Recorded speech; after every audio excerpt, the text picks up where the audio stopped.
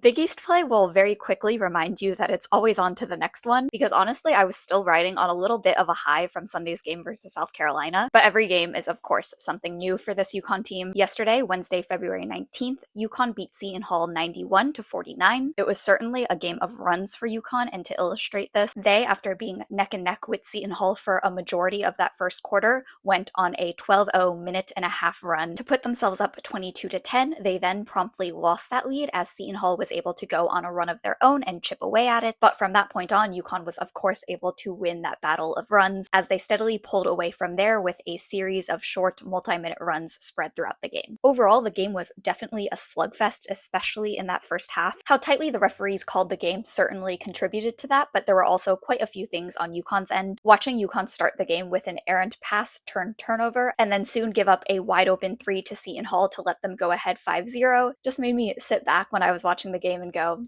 oh, UConn. There was definitely a bit of whiplash comparing it to Sunday's game, that's for sure. And I actually don't mind watching a slow defensive-oriented game. It's just that UConn let Seton Hall hang around offensively for a little longer than they probably should have. However, I think UConn's second half, and specifically their third quarter performance, was much stronger. In that second half, they were able to outscore the Seton Hall team by nearly 30 points compared to just 15 points in that first half. And this is, of course, with UConn starters sitting for most of that fourth quarter. To now get into some player takeaways, Kaitlyn Chen was one of a few UConn players who seemed to carry their performance from Sunday's game over to this game. There has been a recent pattern of Kaitlyn being the first or one of the first Huskies on the board, and I really enjoy seeing that. Her continued willingness to shoot the ball and look for her own shot ever since that one Villanova game a few weeks ago has been a much welcome addition to this team. And Kaitlyn seems to be a player who really benefits from starting out on the right foot. It gives her that momentum that carries her through the game. Kaitlyn helped UConn get going on offense by nailing an elbow jumper for the team's first basket. She then followed it up with a nice run in transition where she gathered and tucked the ball close to her body to prevent a steal from a Seton Hall player and finished for 2. Kaitlyn ended up finishing the game with 15 points, shooting 6 of 7 from the field. I truly believe that this kind of production and efficiency from Kaitlyn has the potential to be transformative for this UConn team. And my favorite play that we saw from Kaitlyn in this game was definitely when she was out on the left wing, thought about the three, turned to start looking to pass it, paused, turned right back, and just drained the three. She's going to continue to get those open looks because of the gravity that some of the other starters have, and in general, she's been really knocking them down as of late, which has just been tremendous to see. I was also watching Kaitlyn every time she got switched onto a big, like, Faith Masonis on defense, and she was really holding her own, standing her ground, allowing for the help to come in, so kudos to Kaitlyn all around. I love to see that she's stringing together these positive performances at just the right time. Aubrey Griffin also had a strong showing in this game, as she usually does against Seton Hall, and more specifically in Walsh. In this game, Aubrey was right up to par, finishing with 15 points on perfect 5 of 5 shooting in just 18 minutes to go along with 5 rebounds, 2 assists, and a steal. She also went 5 of 6 from the free throw line, and I think Aubrey's ability to get to the line is an underrated component of her game, especially considering it's not a strength of this UConn team. This is not the first time this season that Aubrey has led the team in free throw attempts in limited minutes. Aubrey just continues to get stronger as well as more comfortable, confident, and decisive with each game. I was glad to see her get a couple of and ones later on in the game to see her finish through that contact. One of my favorites came off an assist from KK where Aubrey was running alongside her, caught it, pump faked, and put it up for the and one. Aubrey, similar to Kaitlyn, actually had another nice drive coming off a steal where she went coast to coast,